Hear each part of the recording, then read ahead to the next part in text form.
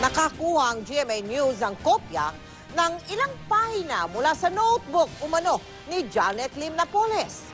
Makikita dito ang sulat kamay na detalye ng mga nakatransaksyon umano ni Napoles. Tugma ang ilan sa mga pangalan sa isinumiti nilang Napolist. Nakatutok si Ruth Cabal, exclusive.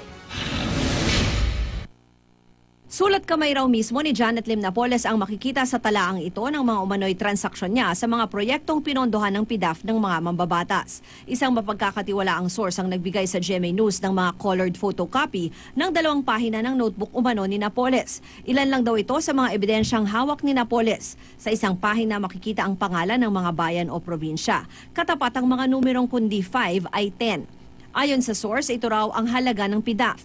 Kapansin-pansin din ang heading na SIS na sinusundan ng katagang Christmas. Sa parehong pahina, nasusulat ang ilang pangalan ng ilang mambabatas na kasama sa Napoles.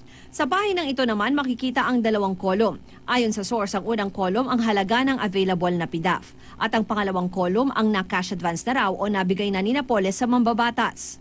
Dati na ring pinakita ng NBI sa GMA News ang ilang notebook raw ni Napoles. Ayon sa isang whistleblower, nakasulat din daw dito ang iba pang detalye ng mga transaksyon tulad ng credit card numbers at mga cellphone numbers at contact details ng mga katransaksyon nila.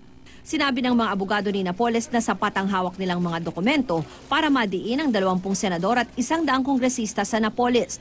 Pero dahil tinanggihan ang request ni Napoles na mabigyan ng immunity, di raw nila basta-basta ilalabas ang mga ebidensya.